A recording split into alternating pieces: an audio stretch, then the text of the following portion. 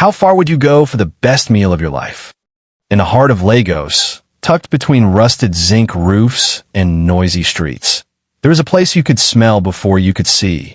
Makoko Street was its name, a place where the air buzzed with the sounds of car horns, hawkers screaming, and the steady splash of dirty water underfoot. But for one reason, and one reason only, people came from every corner of the city, from the polished glass towers of Victoria Island to the sandy roads of Badagry. Chuka's canteen. It wasn't much to look at. A crooked wooden shack. A signboard faded by sun and rain, swinging in the breeze. The chairs were mismatched. Some tables still carried the scars of 1,000 past meals.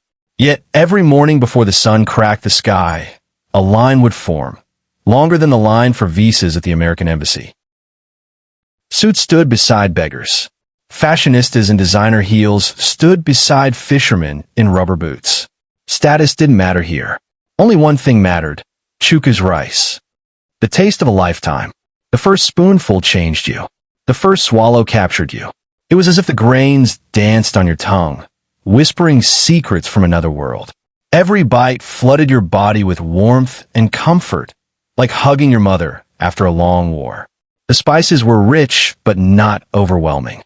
The meat tender, but not soft. The sauce kissed the rice in a way that could only be described as sacred. Once you tasted it, nothing else mattered. Not your meeting, not your bank balance, not even your dignity. And so people waited. They waited in the sun. They waited in the rain. They waited while mosquitoes buzzed and car fumes blackened their lungs. Some called it commitment. Others called it madness. But they all agreed on one thing.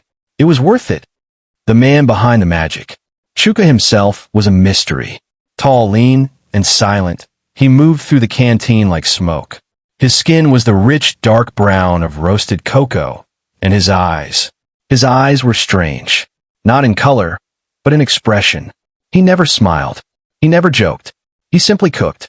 And when he cooked, it was like watching a man in prayer, focused, intense, otherworldly. The workers adored him, but kept their distance. The regulars respected him, but never asked too many questions. Because if there was one thing everyone knew about Chuka, it was this. No one entered his kitchen. The rules. They were simple. You don't enter the kitchen. You don't ask for recipes. You pay in cash, exact change. You leave when you're done. Break a rule, and you were banned for life. There was no shouting, no threats. Chuka would simply look at you with those unreadable eyes, and you would never be served again. It was an unspoken contract, and Lagosians, wild as they were, obeyed. The legends. Stories swirled around Makoko Street like cigarette smoke. Some said Chuka had trained in the hidden kitchens of Morocco. Others claimed he was blessed by a river goddess who gave him magical spices. A few whispered that he had died once and come back with powers. But no one could prove anything. And honestly, no one really wanted to. As long as the rice kept coming, the questions could wait. The first cracks. But not everyone was satisfied with mystery. Among the crowd was a girl, Amara, no older than 17. Big curious eyes, sharp mind, a hunger for truth even greater than her hunger for food. She came with her father, a bus driver who swore by Chuka's rice. But Amara wasn't like the others. She didn't just eat. She watched. She noticed how Chuka never let the assistants near the stove. She noticed how he locked the kitchen door after hours. She noticed the strange, bitter smell that sometimes floated out when he thought no one was paying attention. And she asked herself the one question nobody dared to ask. What exactly was in that rice? The offer. One afternoon, after a heavy rain had washed the streets clean, Amara stayed behind. The canteen was almost empty. The air was heavy with the smell of wet earth and fried peppers. Chuka was wiping down the counter when she approached him. "Excuse me, sir," she said, voice steady. He looked up, expression unreadable. I want to learn how to cook like you," she said, heart hammering in her chest. For a long moment, he just stared at her. The air between them thickened, like the clouds before a storm. Finally, Chuka spoke, voice low, almost a growl. "Some secrets," he said, "are better left undiscovered." And with that, he turned and walked away, leaving Amara standing alone, her stomach twisting with fear and fascination. The night watch. That night, she returned. She hid behind the canteen, knees trembling, eyes sharp. Hours passed. The streets emptied. The air cooled. Then, just after midnight, the kitchen light flicked on. Through a crack in the wooden wall, Amara saw Chuka at work. But what she saw didn't make sense. There were no spices, no fancy ingredients, no sacred rituals.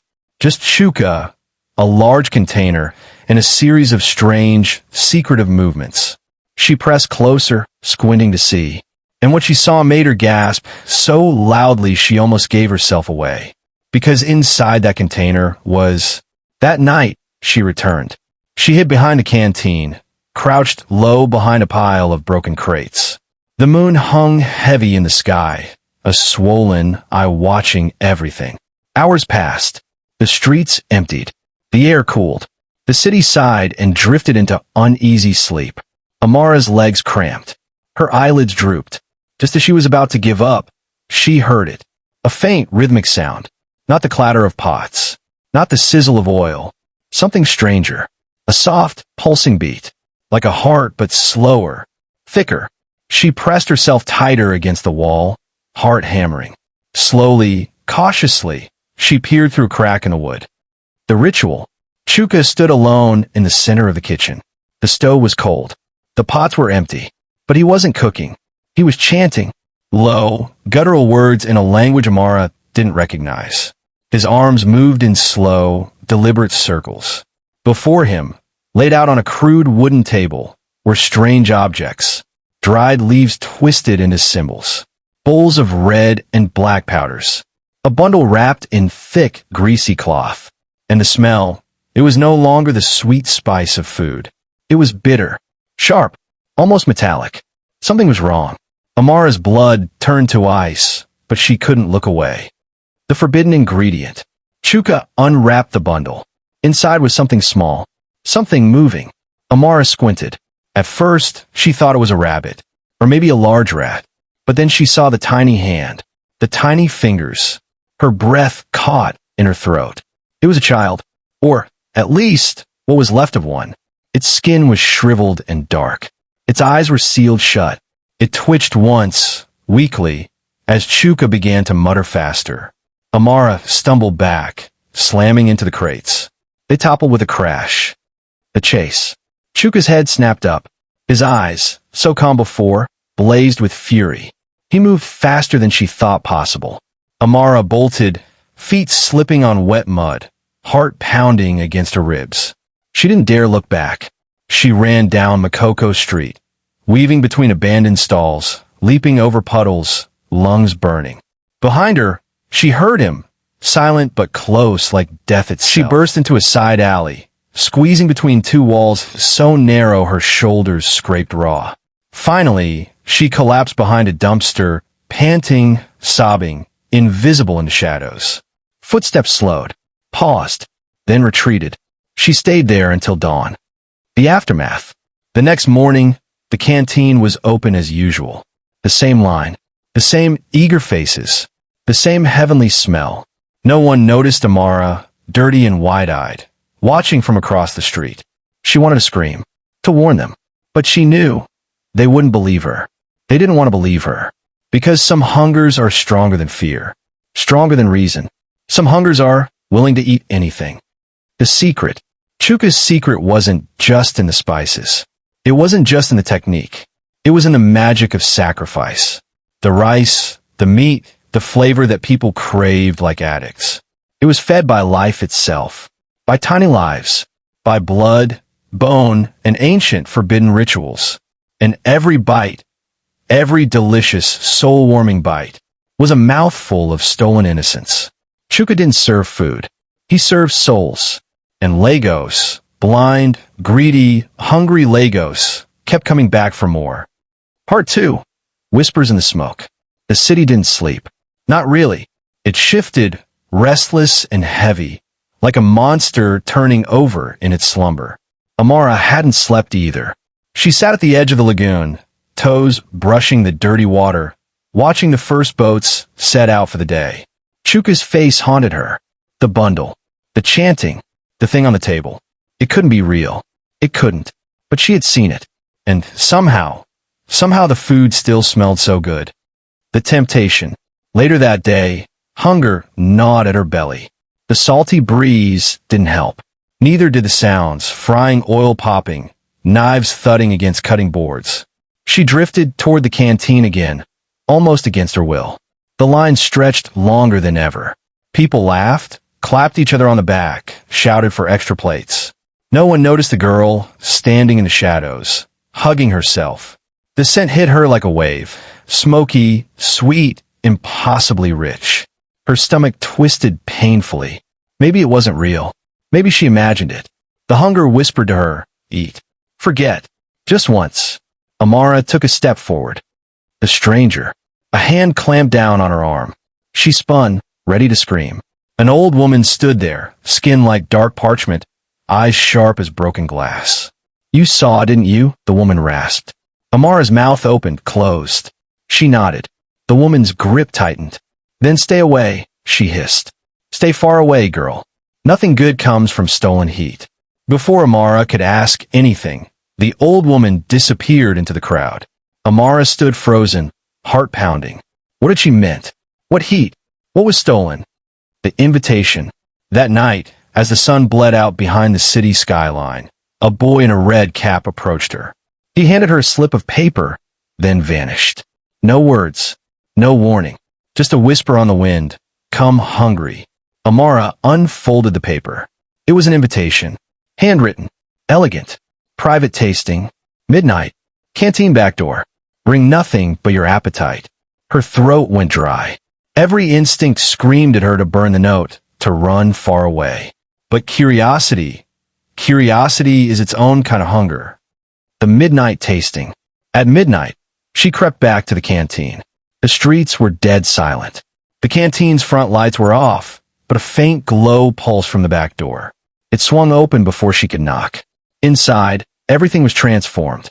Candles burned in every corner, dripping wax onto the grimy tiles.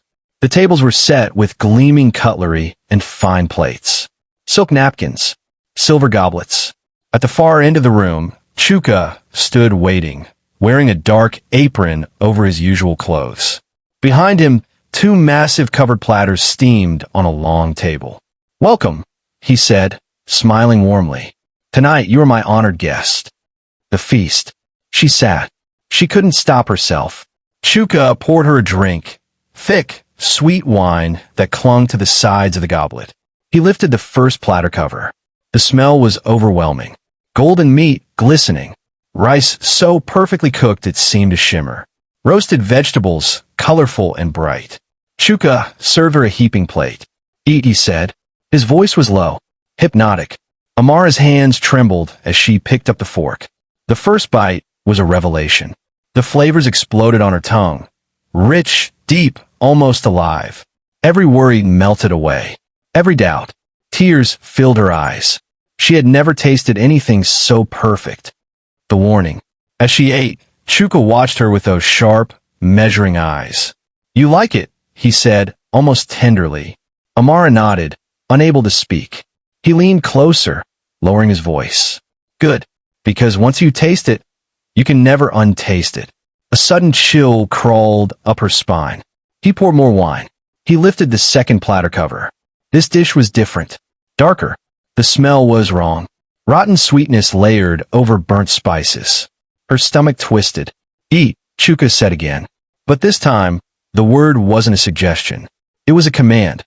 The revelation. Amara's fork hovered over the plate. Something beneath the meat shifted. A small hand. Tiny. Shriveled. Her fork clattered to the floor. She stumbled back, knocking over her chair. Chuka didn't move. He just smiled.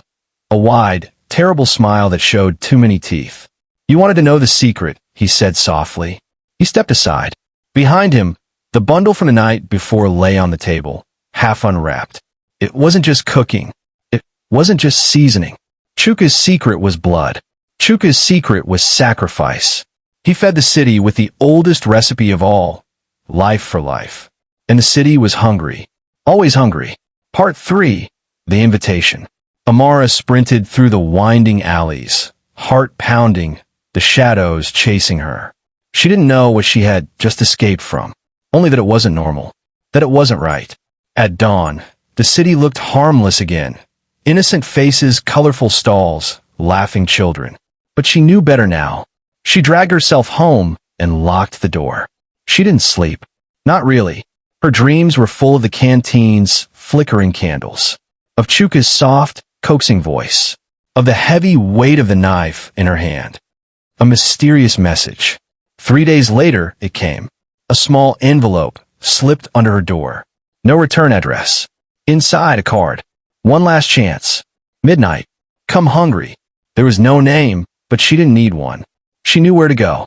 And something inside her, against every screaming instinct, wanted to go. Back to the canteen. Midnight. The city slept, but the canteen's windows glowed again. Amara hesitated at the door, hand trembling, then pushed it open. Inside, the tables were gone. The room was empty, except for Chuka standing in the center. You came, he said, smiling like a proud parent. Amara said nothing. He beckoned her forward. Without thinking, she obeyed. The air smelled different tonight. Stronger. Thicker. Not bad. Not good either. Just heavy. Chuka led her into the kitchen. The lesson. The kitchen was colder than she remembered. The counters gleamed under harsh white lights. Large pots simmered gently on the stove. You're curious, Chuka said, reading her face. Good. Curiosity is the first step. He handed her a white apron. Amara stared at it. He waited. Slowly, she tied it around her waist. You will learn tonight, Chuka said. And once you learn, you can never unlearn. He smiled. Amara's stomach twisted, but she nodded. Good, he said. He turned and gestured toward a large metal door she hadn't noticed before. Behind it, she heard faint noises, scraping, whimpering, breathing. The door opens. Chuka pushed open the door. Inside was a freezer room. Rows of slabs hung from the ceiling, covered in cloth, each one marked with neat little tags. Amara stepped inside. The cold hit her like a wall. She shivered. Chuka moved beside one slab and pulled the cloth away. Amara gasped. It was meat, red, raw, gleaming under the cold lights. But something was wrong. The shape, the limbs. She stumbled backward, her mind refusing to see what her eyes were screaming at her. Part 4. The test.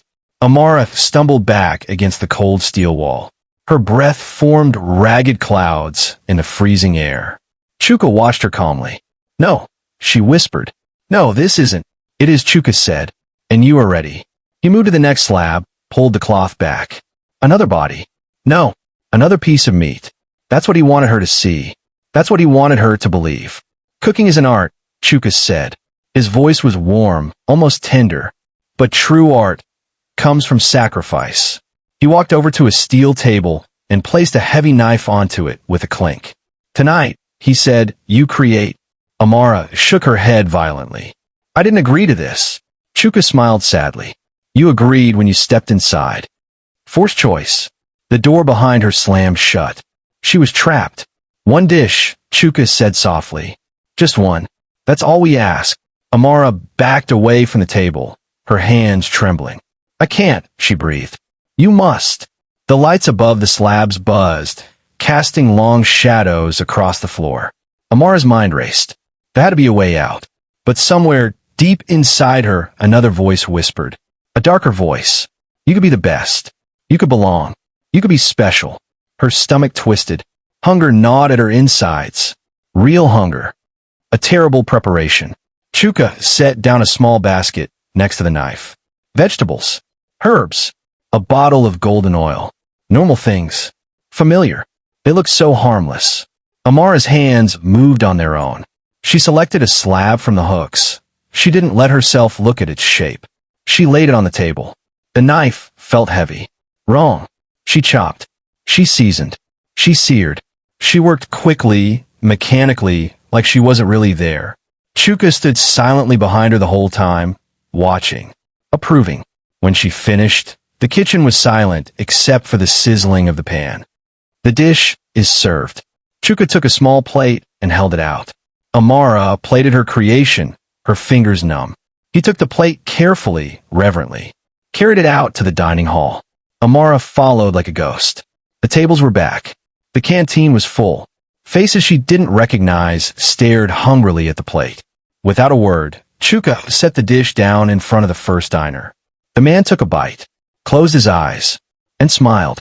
Around the room, murmurs of delight rose. Applause. Cheers. Someone wiped a tear from their eye. You see, Chuka whispered to her. Amara stared, hollow inside. The offer. When the diners finished, Chuka turned back to her. You belong here, he said. You are one of us now. Amara didn't move. Stay, he said. Become great. The room waited. Silent. Expectant. Amara's mind screamed at her to run. To scream. To fight. But her body stayed frozen. Chuka held out his hand. Waiting. Part 5. The secret ingredient. The canteen's air buzzed with a strange energy. Amara could still taste the metallic fear on her tongue. It wasn't real, she told herself. It couldn't be real. It was just food. Just food. Chuka's hand remained stretched out. Stay, he said again, softer now. You have the gift. You understand. The other diners stared, waiting for her decision. Amara glanced at the door. 2 guards now stood beside it.